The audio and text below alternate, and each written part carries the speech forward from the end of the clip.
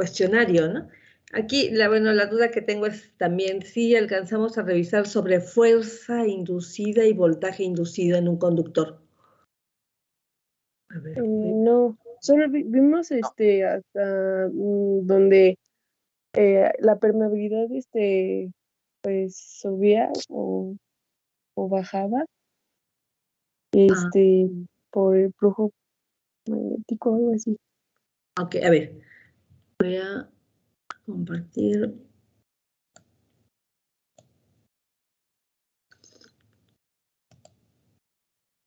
Ok.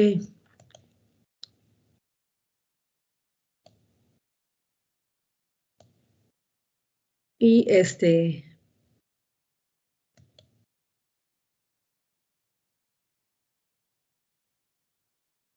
ley de Faraday y voltaje inducido por un campo magnético. ¿Lo vimos? Lo vamos a ver. No, eso no lo vimos. Ah, eso no lo vimos. Ok. Ok, entonces con ustedes ando en esta parte de cómo es que ocurre el voltaje inducido por un campo magnético, ¿no? De acuerdo con la ley de Faraday. Bueno, vamos a revisar unas figuras. Entonces, denme un minuto.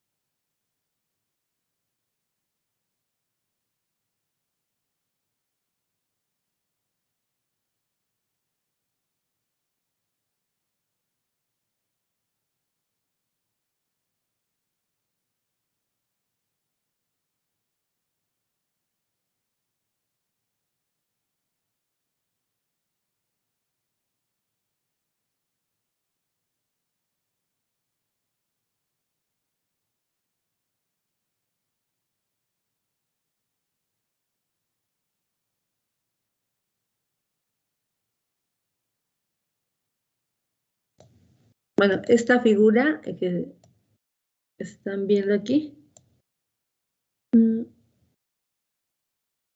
Ok. Esta figura es empleada ahí en el libro de Stephen. Es empleada para efectos de explicar lo que es el voltaje inducido. El voltaje inducido en un conductor y la polaridad del mismo. Miren, aquí hablamos de la fórmula de Faraday. Ley. Es ley. Ley de Faraday.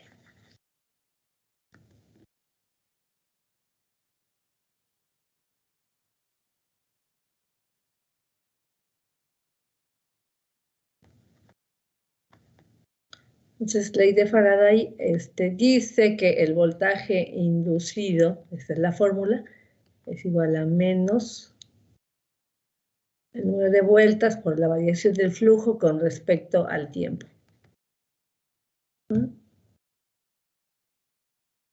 Aquí entonces está también presente Lenz. ¿En dónde? En este signo. Él aportó este signo.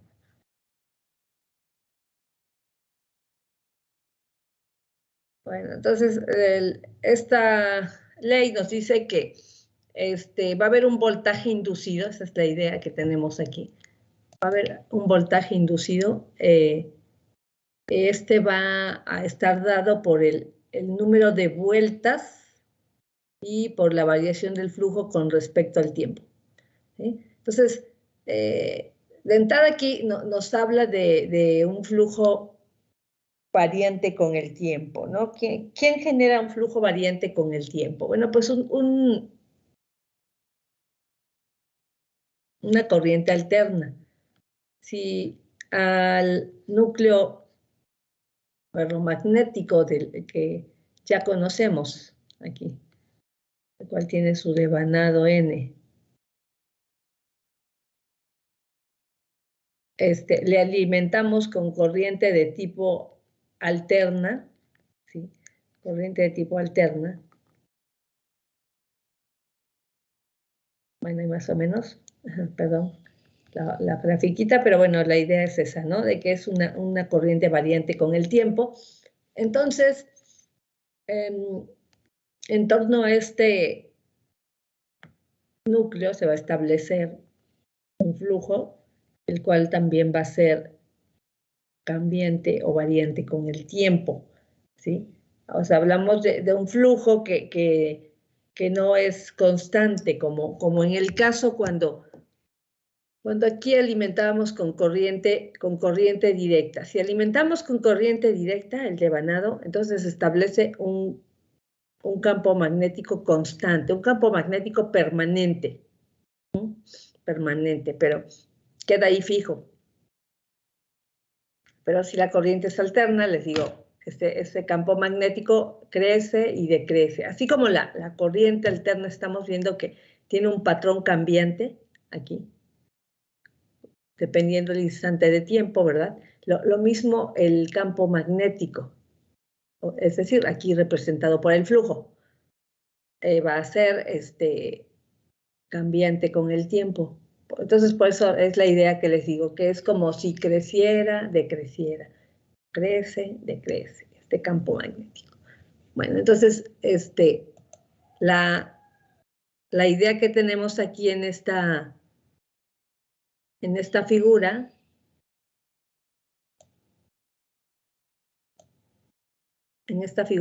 es la siguiente. Sí, aquí estos tubitos que ven aquí como parecen rollos de esos que trae el papel, ¿verdad? Bueno, esos tubitos en sí, ¿qué son? Estos son el soporte para los conductores que aquí están devanados, están enrollados sobre el soporte ahí. Ajá. En ambos casos.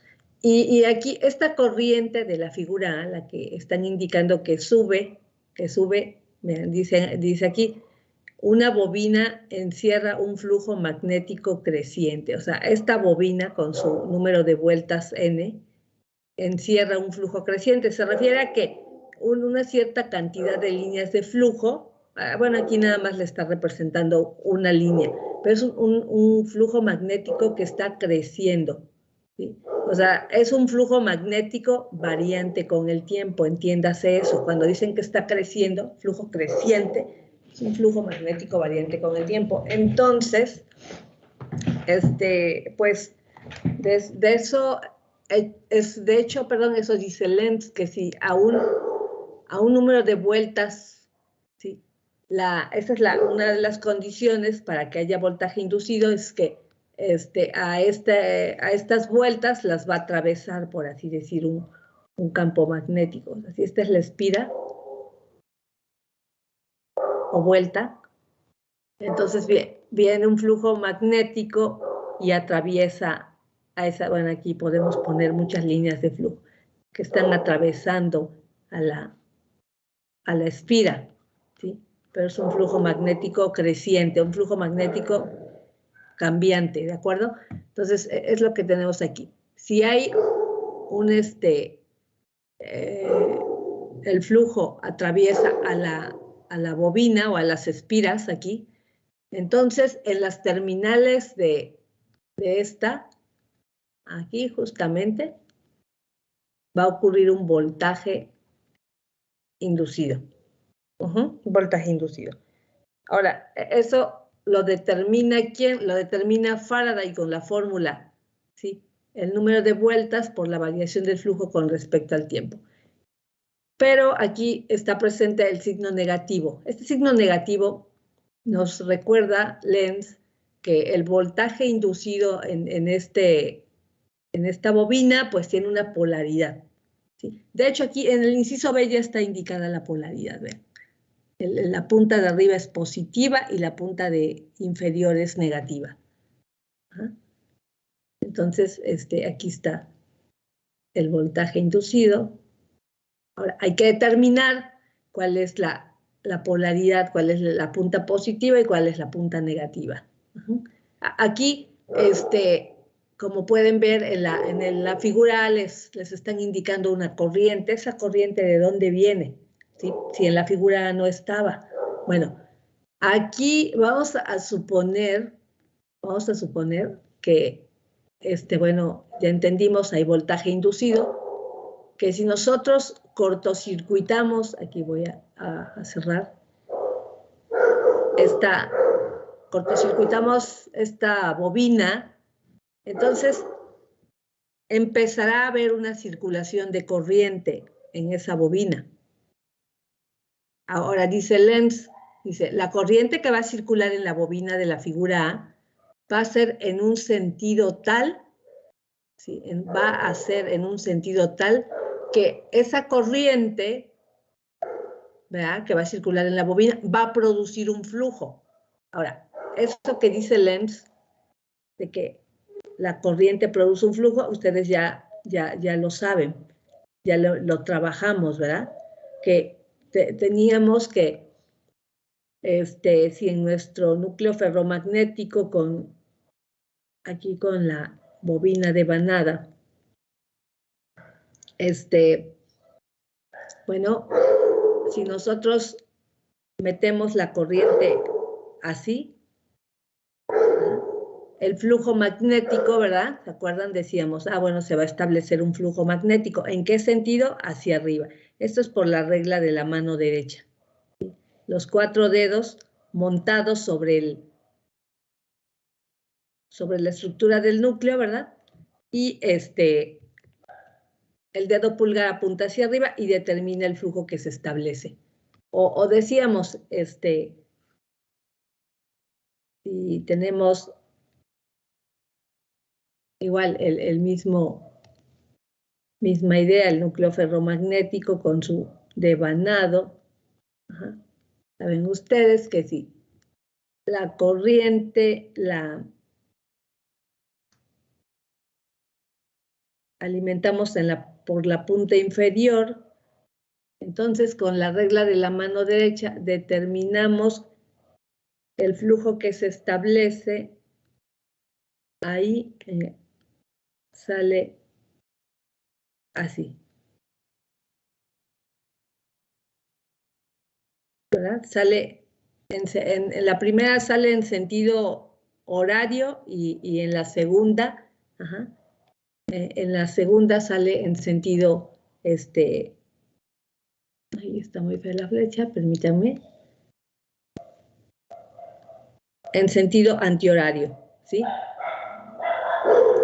O sea, aquí en sentido horario y aquí en sentido antihorario, el flujo, hablamos del flujo, el flujo que se establece. Eso es, ¿por qué? Por el sentido en el que metimos la corriente. No es lo mismo, no da el mismo resultado, por así decir, con respecto a la dirección del flujo.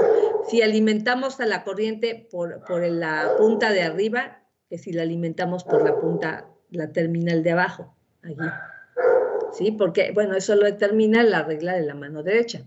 Entonces, es eso que ya saben ustedes respecto al determinar la dirección del flujo, es lo que vamos a determinar aquí. Estamos hablando de que ya cortocircuitamos aquí y entonces empieza a circular una corriente en esta bobina. Ahora, ¿en qué dirección circula la corriente? Bueno, aquí en la figura B ya les están indicando cómo fluye la corriente, pero nosotros podemos hacer el ejercicio de decir, bueno, ¿qué pasa si la corriente fluye así? Ajá. Si la corriente fluye así como la estoy indicando, entrando por la terminal superior de la espira, entonces, con la regla de la mano derecha, nosotros diríamos, bueno, este es el tubo, la espira empieza por encima, ¿verdad? La espira empieza por encima. Esta es la espira. Esta es la espira, empieza encima, así, encima. Y la espira está devanada. Bueno, muchas veces ahí. Le voy a dar 2 porque si no esto se hace así. Sale por abajo. Ajá, bueno, aquí no se aprecia. Sale por abajo. Bueno, ahí está el dibujo, ¿no? También. Pero entonces la idea es esta. La espira empieza encima. Por eso la mano derecha viene y se coloca encima. Vean, ahí. Y se abraza. ¿Sí? Entonces el dedo pulgar apunta hacia arriba. El dedo pulgar apunta hacia arriba, ¿no? Entonces, el que apunte hacia arriba, eso habla de que esa corriente que entra en la punta superior produce un flujo que va hacia arriba. Entonces, no se cumple lo que dice Lenz, ¿sí? Lenz dice que la corriente de cortocircuito aquí, va a generar un flujo opuesto al flujo negro que tenemos aquí. Y este flujo negro, de hecho, este flujo negro que está aquí es el que provocó el voltaje inducido, provocó el fenómeno de inducción, de acuerdo con lo que dice Faraday. Este flujo negro que estaba ya presente aquí, flujo creciente, provoca el fenómeno de inducción. Cortocircuitamos y ahora esta corriente que aparece aquí, la corriente de cortocircuito, genera este flujo. Y dice Lenz, ese flujo tiene que ser opuesto al flujo que genera el fenómeno de inducción. Y estamos viendo que no es opuesto, está en el mismo sentido que el flujo que genera el fenómeno de inducción. Entonces, ese no es el sentido correcto de la corriente. Entonces, ¿cuál es el sentido correcto de la corriente? Pues entonces el sentido correcto, es que la corriente tiene que entrar por abajo, por la terminal inferior. O sea, la corriente tiene que fluir de la terminal inferior hacia la terminal superior. De hecho, eso es lo que les están indicando aquí.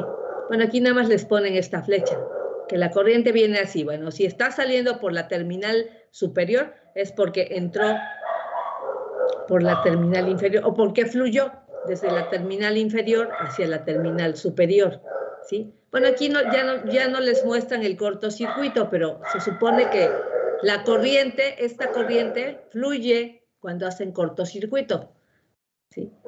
Entonces la corriente fluye así. Ahora, eso con la mano derecha, ustedes lo determinan aquí, miren. Recuerden que esta corriente que estoy poniendo en rojo, esa corriente va a producir un flujo.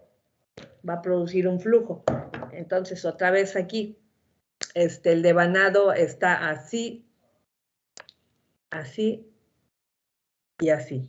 Entonces, en la parte de abajo del devanado, el conductor está, en la parte inferior del devanado, el conductor está por abajo, ahí lo estamos viendo claramente en el dibujo, pero así, miren, está por atrás. Entonces, como la corriente entra en la punta de abajo, en esta, y vean, el conductor está por atrás, entonces la mano derecha viene así, por atrás, viene por atrás. Abrazamos con la mano derecha y el pulgar apunta para abajo. ¿Sí? O sea, me está indicando que esta corriente produce un flujo que va hacia abajo. La corriente roja produce un flujo, ¿sí?, que va hacia abajo. Entonces, ese es el flujo opuesto al flujo que genera el fenómeno de inducción. ¿Sí? Recuerde, este flujo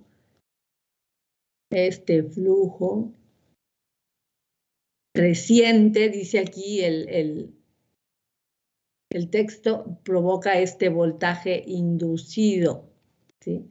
Hacemos el cortocircuito, circula corriente, esta corriente provoca el flujo rojo. El flujo rojo es opuesto al flujo que genera el fenómeno de inducción. Entonces, ahora sí, ya se está cumpliendo Lenz, ¿sí? Entonces, el sentido correcto es así como lo tengo indicado. La corriente tendría que estar circulando de la terminal inferior hacia la terminal superior, ¿sí? Si entra en la terminal inferior, pues va a salir en la terminal superior, así. Entonces, ahora dice Lenz, por donde la corriente entró, por la corriente, donde la corriente, sí, por donde la corriente entra es el negativo, y por donde la corriente sale es el positivo. O sea, esta terminal es positiva y esta terminal es negativa, que es lo que ya tenemos aquí indicado.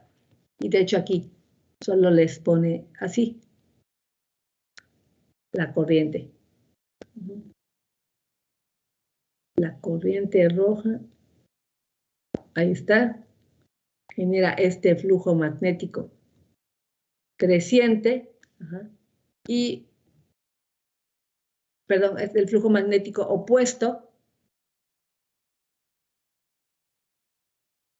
y este flujo creciente provocó al voltaje inducido, es lo que dice Faraday. Entonces, ahí están las dos leyes, ¿verdad?, presentes en en la explicación de este diagrama que nos presentan aquí, ¿sí? Donde dice significado de la ley de Lenz. Bueno, yo diría también de Faraday. Bueno, como tal Faraday no, ¿verdad? Aquí está presente Faraday porque hay voltaje inducido, pero la idea en estas figuras, con estas figuras, es explicar cómo es que se determinó entonces la polaridad del voltaje inducido. Ahí. ¿Sí? Entonces Lenz nos recuerda, bueno, si hay un voltaje inducido, pues tiene polaridad. Y esta es la polaridad que se da en este caso, ¿no? Y de hecho, en el libro, más adelante, les presentan un ejemplo respecto al voltaje inducido. A ver, permítanme.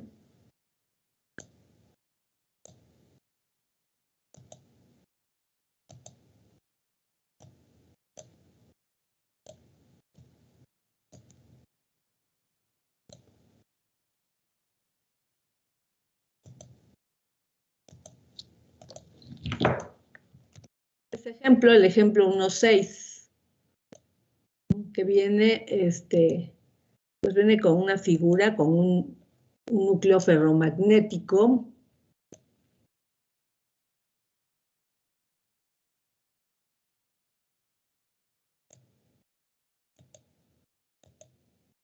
Aquí está la figura.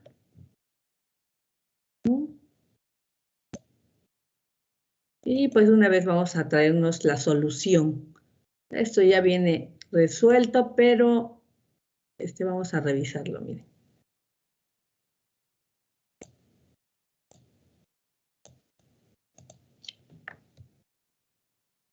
Aquí está la solución.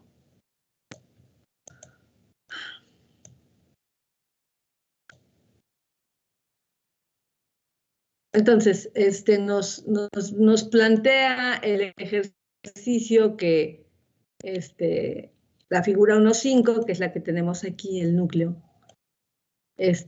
muestra una bobina enrollada alrededor de un núcleo de hierro, o sea, un núcleo ferromagnético, ¿verdad? Si el flujo en el núcleo está dado por la ecuación, vean, este es el flujo, o sea, es un flujo variante con el tiempo, como les decía, que suele representarse así, miren. Entonces, el flujo al que se refiere es el que estamos viendo en la parte inferior de aquí de esta figura 1-15. Entonces, digamos, es similar a lo que acabamos de revisar. Es este flujo que viene por abajo.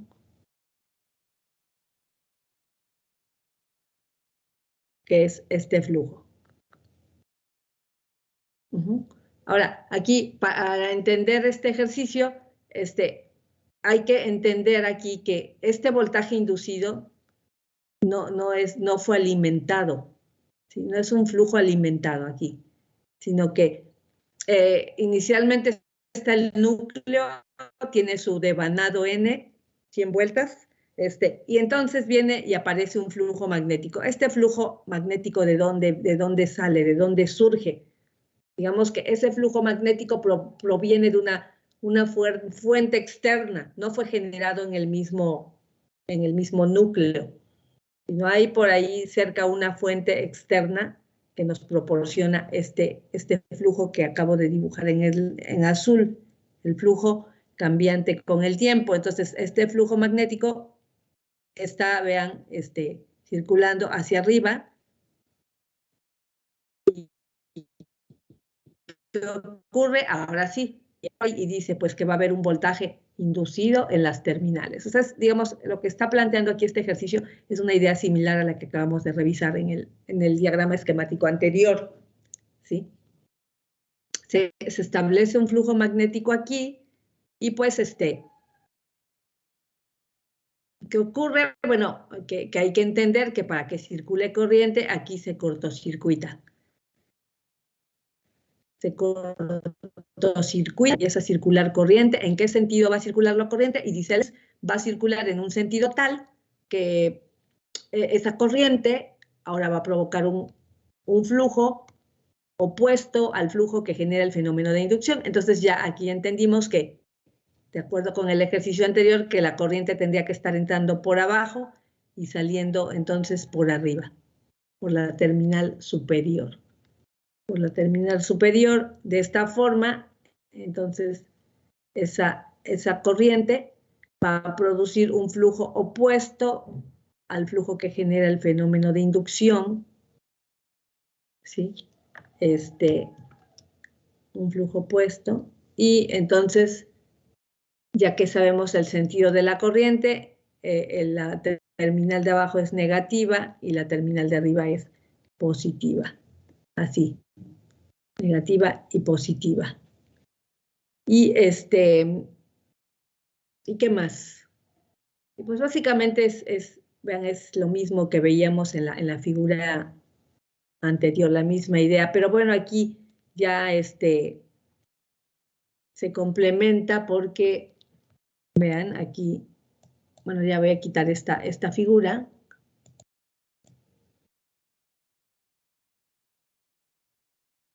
Entonces, ahora sí, ya viene el cálculo que se hace a continuación. Se hace el cálculo de aquí en la solución nos lo muestra. Solución.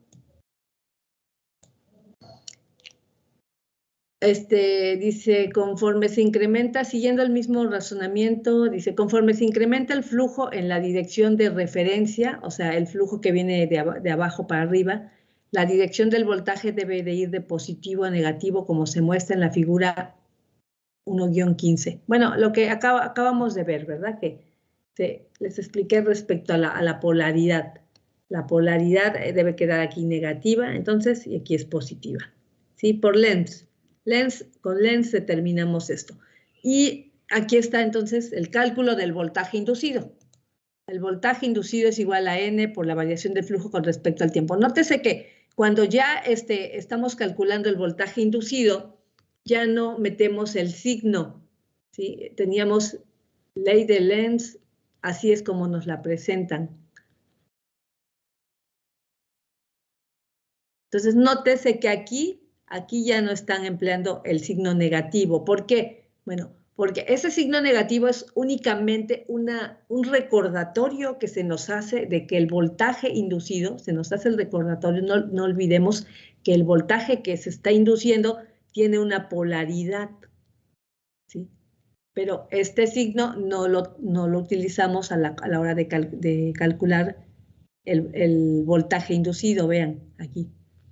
No lo aplican.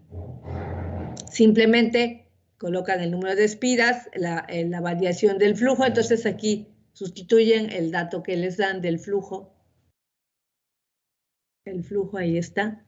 Y hacen la derivada de esta expresión multiplicada por las 100 espiras, y este entonces es el voltaje inducido. 1885 por el coseno de 377t, o expresado con el seno, lo mismo, 1885 por el seno de 377t más 90 grados, ¿sí? Y es lo que tenemos entonces. Ya está determinada el voltaje inducido y su polaridad, de acuerdo con Lenz. Bueno, ¿tienen alguna duda, alguna pregunta, jóvenes, respecto entonces al manejo de esta información que se hace de Lenz y Faraday? Entonces, esta información es empleada para en lo que es el transformador, puesto que en los transformadores es precisamente donde se va a dar voltaje inducido. Vamos a tener un voltaje inducido. A dar una idea rápida. Okay. ¿Todo bien? No vamos a ver todavía tema de transformador, pero esto se va a aplicar, o se aplica, ¿verdad? Por ejemplo, un núcleo así, con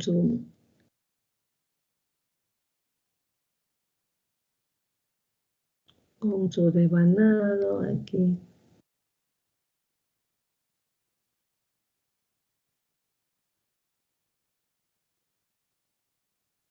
Entonces es alimentado por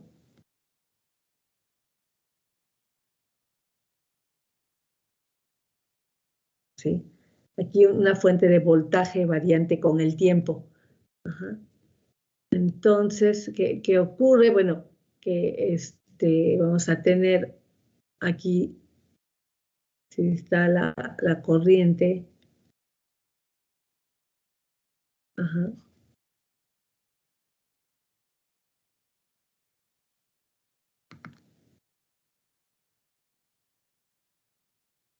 Entonces se establece el flujo en ese sentido. Entonces, si del otro lado aquí vamos a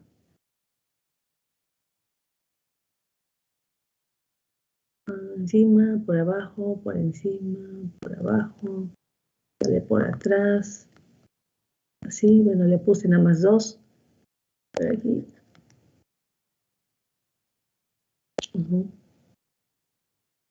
Bueno, aquí está así, ¿sí? Este es el primario, este es el secundario del transformador. Aquí el flujo que se está representando aquí viene y atraviesa, ahí vean, atraviesa, y también aquí. Pero aquí la que me interesa es aquí, atraviesa a este número de espiras N2. Entonces, bueno, aquí, ¿qué va a ocurrir? Va a ocurrir un voltaje inducido, ¿sí? Se va a dar el voltaje inducido provocado por el flujo variante con el tiempo que está atravesando a la bobina. Ahí está el secundario. Y bueno, y lo que aquí, si cerramos bueno, no lo cortocircuitamos como tal. Aquí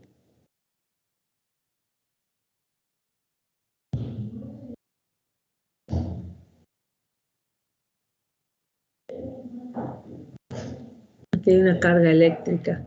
Si cerramos el interruptor, entonces, ¿qué ocurrirá? Bueno, pues empezará a circular una corriente, ¿verdad? Cerramos el interruptor.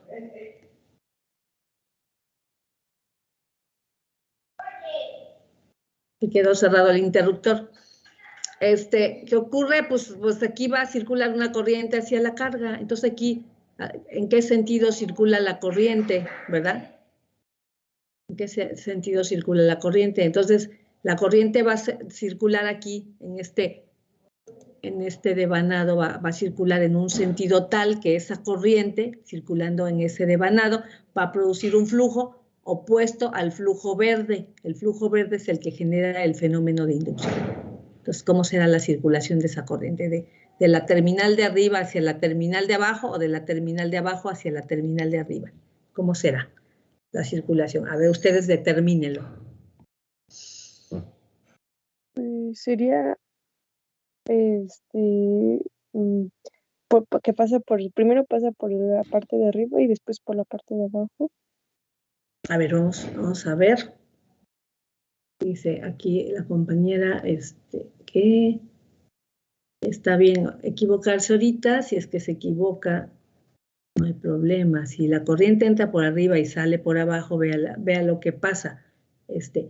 Recuerda aquí, usted tiene que emplear la mano derecha para determinar si esto es correcto. ¿Sí? La mano derecha así va a quedar encima de la pantalla. ¿Sí? A ver. Esto que estoy dibujando aquí es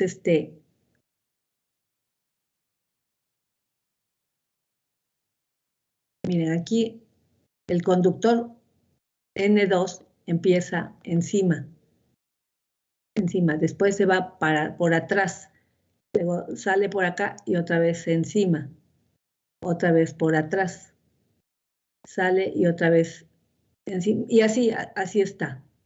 Y luego otra vez abajo sale por atrás. ¿Sí? Sería Así. de abajo hacia arriba, ¿no? Ajá, sí, pero déjeme explicar, porque, bueno, usted ya entendió, pero siempre tienen confusión aquí, a ver, y entonces yo a veces doy por hecho, ya entendieron, ¿no? Y luego, pues la verdad, como no me dicen, yo doy por hecho que ya entendieron, pero no está de más volver a explicar, todavía estamos sobre los temas. Aquí, al decir que la corriente entra por arriba, al decir que la corriente entra por arriba, entonces es como decir, repito, con la mano derecha nosotros tenemos que colocar los 4 dedos encima, así, encima de esto. Los 4 dedos, así. Voy a poner mis 4 dedos. Este es el chiquito, ¿cómo se llama? El chiquito, el meñique. Meñique, luego, ¿cuál sigue? Sigue el Anular. anular, medio, anular. Índice. Anular, medio. Índice y pulgar.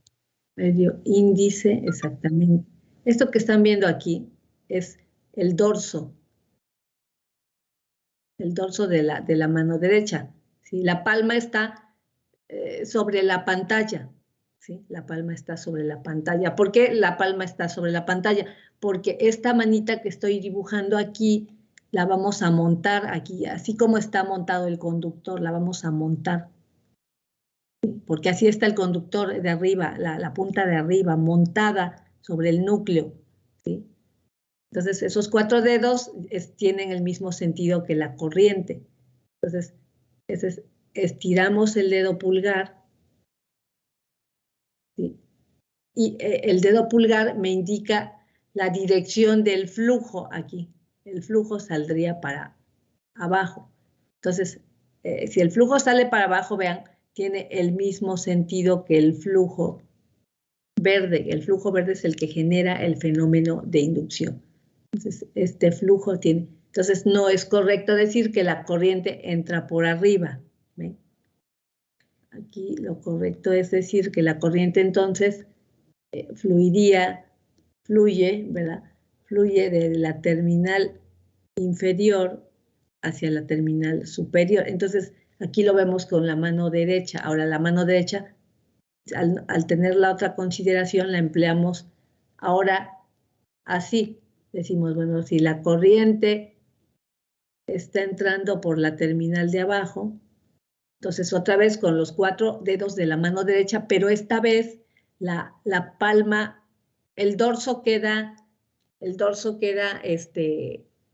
¿cómo es? Así. El dorso queda sobre la pantalla, el dorso de la palma. Entonces aquí empieza el dedo meñique, anular, medio, índice. Bueno, es que aquí la mano no se ve. Esta es la palma, lo que están viendo aquí. La palma. ¿Por qué? Porque van a meter su mano por atrás. ¿Por atrás de quién? Por atrás de esta estructura. Porque si está indicado aquí, el conductor, si lo vemos en la parte de abajo, está por atrás, vean aquí. Aquí está, y aquí. Esto punteado es lo que queda por atrás, no lo vemos. Vemos cuando sale la punta del otro lado, y otra vez va encima, y otra vez va atrás, o sea, está devanado, otra vez va encima, otra vez va atrás, otra vez va encima, entonces aquí está por atrás. Por atrás. Por eso la palma la metemos, la mano la metemos por atrás y la palma tiene que estar de frente hacia nosotros, ¿sí? Cuando lo metemos. Entonces ahí estiramos el dedo pulgar y el flujo apunta hacia arriba. Entonces, ahora sí, ese flujo que ahí se generó es opuesto al flujo que genera el fenómeno de inducción, el que genera el voltaje inducido. Entonces, ese es el sentido correcto de la corriente. Tiene que estar entrando por la terminal de abajo y saliendo por la terminal de arriba, ¿sí? Así. Entonces diríamos, bueno, así como lo representan en el libro, ¿verdad? Pues la corriente fluye así. Si entró por abajo, sale por arriba. Entonces, si entró por la terminal de abajo, la terminal de abajo es negativa. Y la terminal de arriba es positiva. Así. Es negativa y positiva. Ahora, esa es una polaridad instantánea, jóvenes, aquí de lo que estamos hablando. Porque tanto el voltaje como la corriente tienen patrones cambiantes con el tiempo aquí.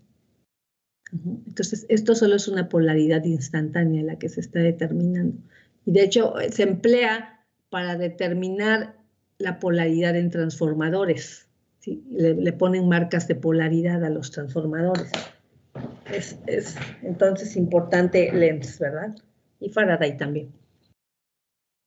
Bueno, esto es, ¿no? Para lo que lo vamos a emplear posteriormente cuando veamos el tema de transformador.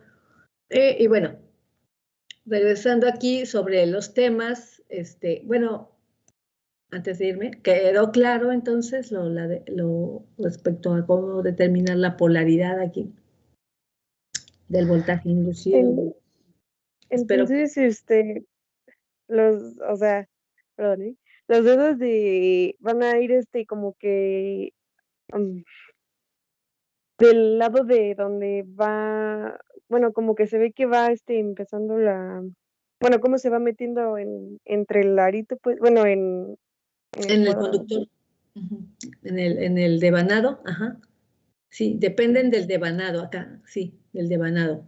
Si decimos que la corriente va por abajo, entonces los dedos están, el dorso de la mano está sobre la pantalla, porque usted está metiendo, imagínense que está así, sí, no es imaginárselos verlo, aquí está la estructura, esta como columna negra que dibujé aquí, es este pedazo de núcleo, ¿no? Aquí. Entonces, aquí el devanado empieza abajo, por atrás. ¿Sí? La primera punta está por atrás de la estructura.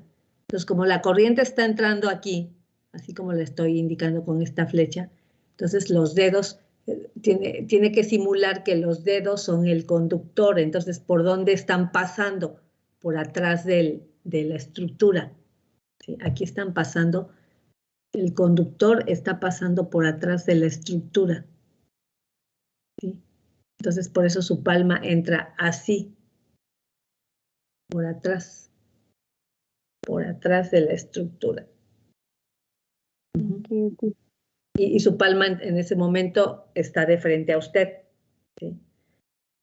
Estira el dedo pulgar y el flujo sale para arriba.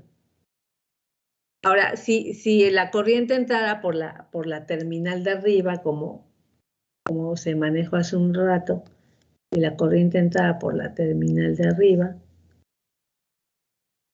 entonces los 4 dedos quedan montados sobre la estructura negra. Entonces usted tiene que poner su palma así sobre la estructura, ¿sí? De frente ahí a la pantalla, y el dorso está hacia usted.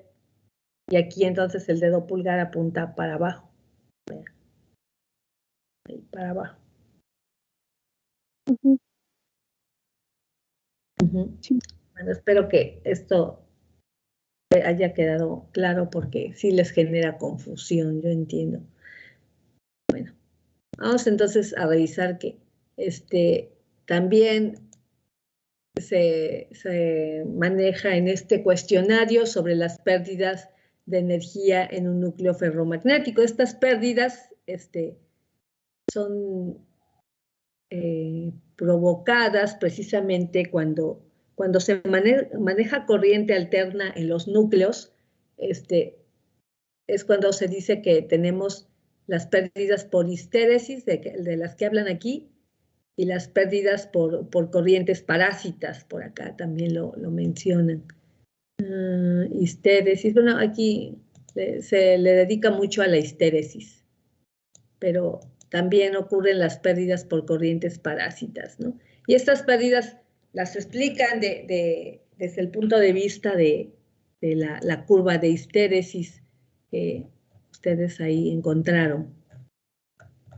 La curva de histéresis, que enseguida les muestro.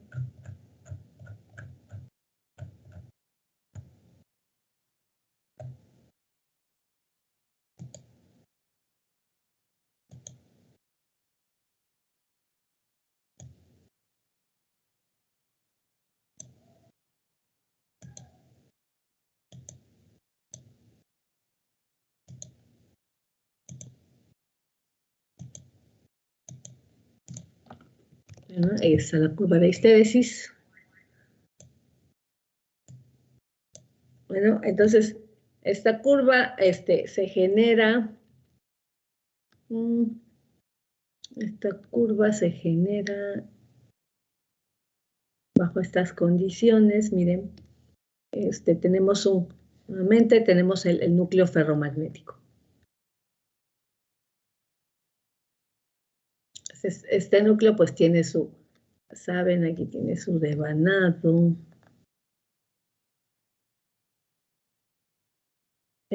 Aquí decimos que va a haber corriente alterna. Si la corriente entra así, entonces se va a establecer un flujo en este sentido, así. El flujo es alterno. Cuando revisamos esta situación, recuerdan del tema anterior, la corriente era directa. La corriente era directa, entonces el campo magnético o el flujo magnético es permanente. Queda constante, ahí fijo. Y de hecho, en la curva de magnetización que revisábamos, ustedes recuerdan, la curva de magnetización, la cual grafica intensidad contra densidad, o también grafica flujo contra fuerza magnetomotriz. Fuerza magnetomotriz contra flujo, de esta forma, ¿no? Y la curva es así, la curva de magnetización. Entonces veíamos que esta se va, vamos subiendo el valor de la fuerza magnetomotriz, ¿verdad? Alimentada con corriente directa y a medida que se va incrementando la cantidad de corriente o el valor de la corriente, pues se va generando esta curva, ¿verdad? Aquí.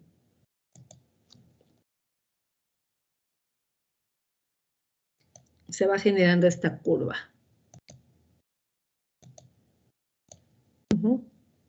Va cambiando la fuerza magnetomotriz, lo cual implica que, ¿por qué cambia la fuerza magnetomotriz? Porque decíamos, la corriente, esta corriente aquí, en el devanado, esta corriente va cambiando de valor, va creciendo. Si crece la fuerza magnetomotriz, crece la intensidad, o sea, esto va creciendo, va creciendo. Si crece la intensidad crece la densidad. O también decimos, hay cada vez más flujo presente en el núcleo. Y la curva, ¿no? Que tiene sus regiones lineal, rodilla y no lineal. Se va dando. ¿Y qué decíamos? Bueno, que a nivel dominios magnéticos, aquí está, vean, la figura de los dominios magnéticos. A nivel dominios magnéticos, estos, miren, del lado izquierdo presentan una muestra de los dominios magnéticos. Cuando, digamos, un material es virgen, el núcleo es virgen, es nuevo, o sea, en el sentido de que jamás ha sido tocado por las líneas de flujo en el momento en que empezamos este experimento de laboratorio. Entonces, si el material es nuevo, sus dominios magnéticos están desorientados. Si los dominios magnéticos están desorientados, entonces el material del núcleo no presenta propiedades magnéticas. No presenta propiedades magnéticas. Entonces, a medida que vamos incrementando, repito, la corriente, va aumentando la fuerza magnetomotriz, implica que incrementa la intensidad y se va generando flujo o se va estableciendo una densidad de flujo en el núcleo. Entonces, es porque los dominios magnéticos se empiezan a orientar. Recuerdan que les decía que se van orientando, ¿sí? Llega un momento en que esos dominios magnéticos están alineados en la misma dirección, casi todos. Y es cuando ya el núcleo se ha saturado, ¿sí? Es lo que tenemos aquí. Eso es con corriente directa, ¿sí? ¿Qué más aquí? Importante.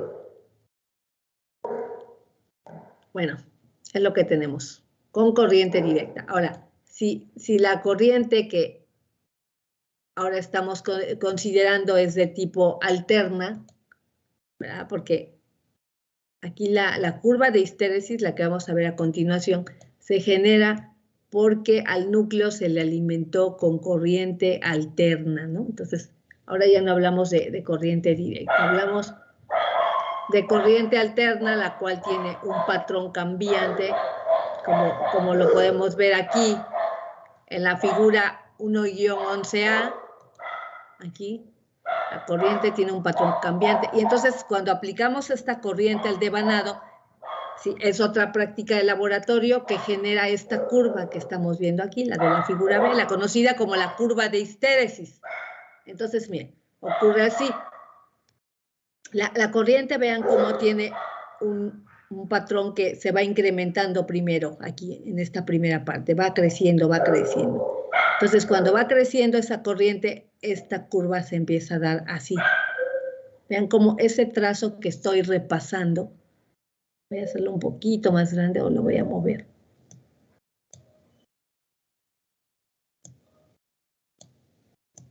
Aquí.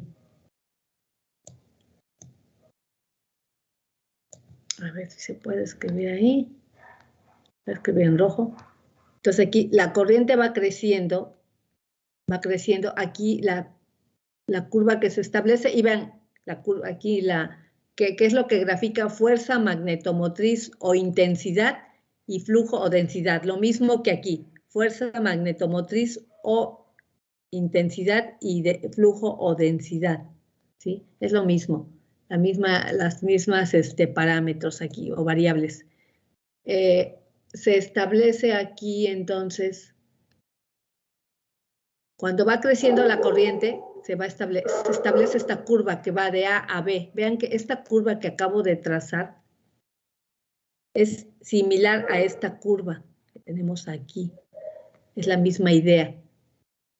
¿Por qué? Porque la corriente va creciendo, llega a un valor máximo y aquí llega a su valor máximo. ¿Sí? ¿Y qué ocurre con los dominios magnéticos? Eso ya no lo olviden. Los dominios magnéticos se orientan, vean, están desorientados aquí y ya en la siguiente figura se han desorientado, ¿no? Aquí. Están desorientados y se han orientado. Entonces, eso está ocurriendo aquí en este primer tramo de la figura de A a B. Ahora vean qué ocurre a continuación. Pues que con la corriente alterna ahora empieza a disminuir, vean. ¿Sí? Empieza a tomar valores de bajada. Entonces, cuando ocurren esos valores de bajada, ahora la curva se regresa, pero ya no se regresa por donde empezó, sino que sigue un recorrido diferente. Entonces, el decir que la corriente toma valores aquí, que están disminuyendo, es como decir que estamos suprimiendo la fuente de fuerza magnetomotriz. O sea, porque primero de A a B, la fuerza magnetomotriz iba creciendo, o la intensidad. La fuerza magnetomotriz o la intensidad iban creciendo. Aquí en esta primera parte de la curva. Cuando en la siguiente parte de la curva la corriente va de bajada, es como decir que estamos suprimiendo la fuente de fuerza magnetomotriz, porque ahora ya tiene un valor más pequeño por unos instantes de tiempo, ¿verdad?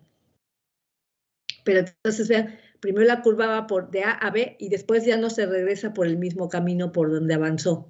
¿Y por qué no se regresa de B a A? Porque ahora se regresa la curva por este caminito que estamos viendo que se traza de B a C. Así, miren, va así. ¿Por qué? Bueno, si primero los dominios se orientaron, diríamos, se orientaron cuando la corriente iba en aumento, los dominios se orientan.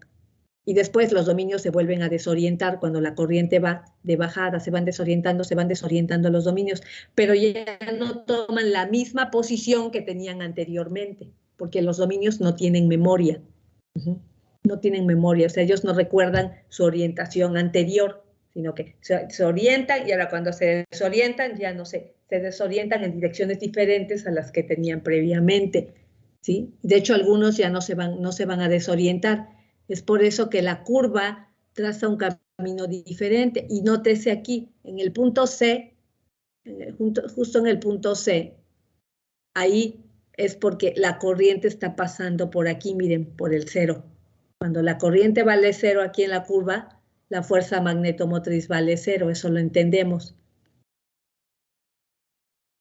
La fuerza magnetomotriz está pasando por un valor de cero.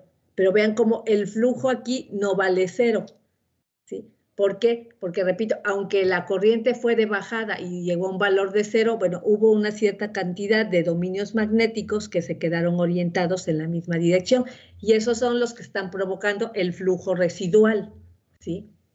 Y bueno, esta curva continúa porque ustedes saben, la corriente es variante con el tiempo, tiene una frecuencia de 60 ciclos por segundo. Entonces, esto empieza a disminuir. Entonces, aquí vamos muy lentamente viendo esto, cómo avanza, ¿no? Pero esto está a 60 ciclos por segundo.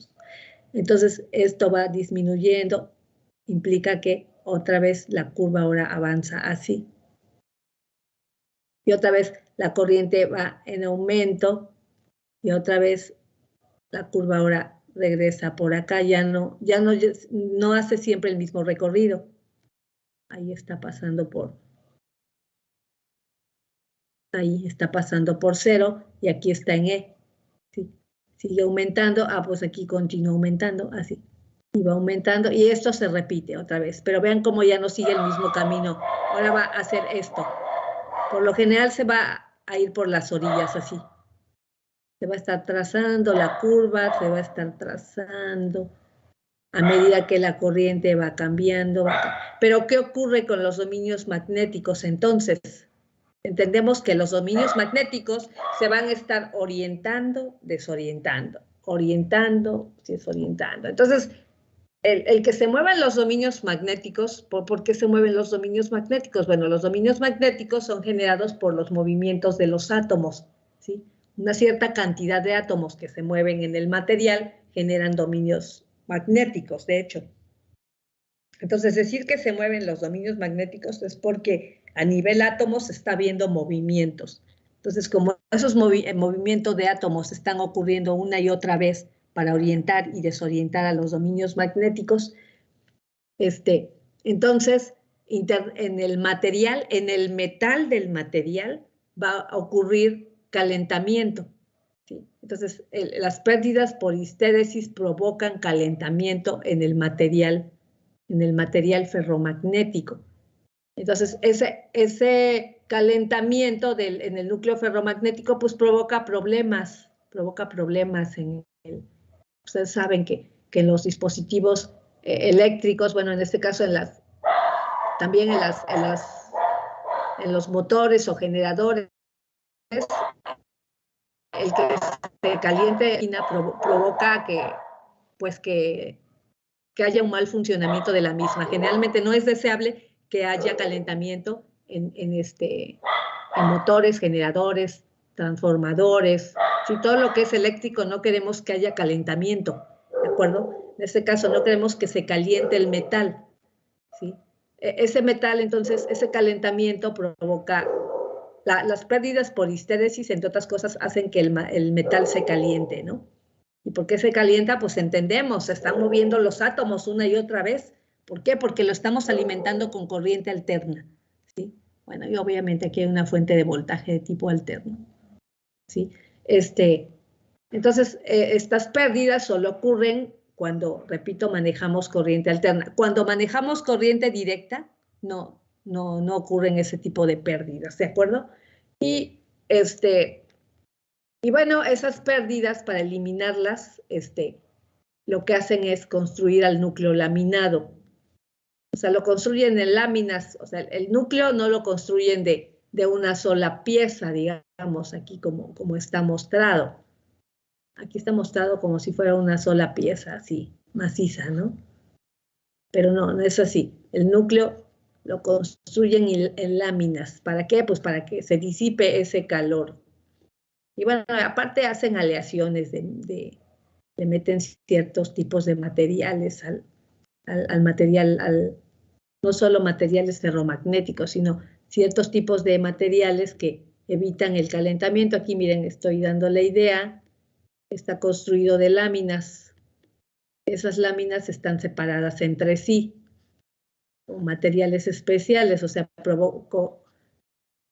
construyen una lámina, luego otra lámina, y las apilan, ¿verdad? Pero bueno, no así nada más, sino que primero les colocan materiales especiales para separar una de otra, quedan aisladas una de otra, aislantes, y ya luego las apilan y ya hacen el núcleo laminado.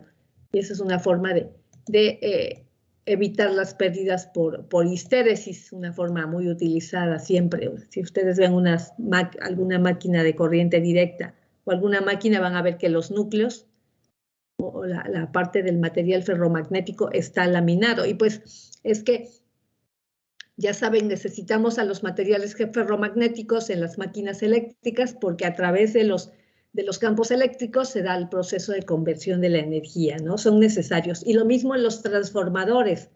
Necesitamos que este núcleo laminado es el soporte para pues para los devanados del transformador. Ahí lo vimos aquí. Tiene su primario. Del otro lado tiene el secundario.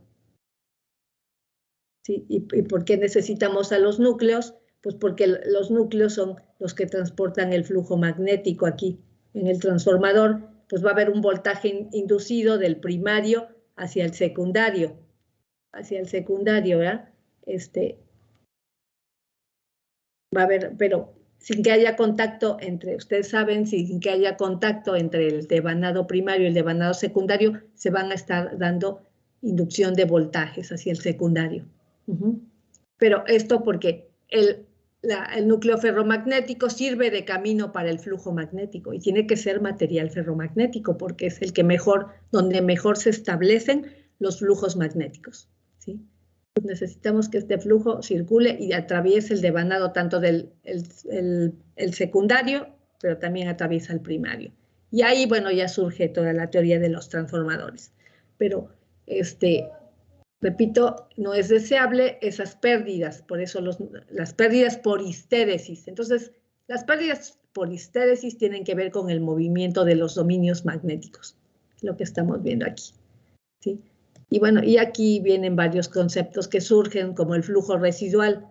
Por ejemplo, el flujo residual es el causante de los imanes permanentes, ¿sí? Los imanes permanentes, los que tal vez ustedes han tenido la oportunidad de experimentar con ellos, ¿verdad?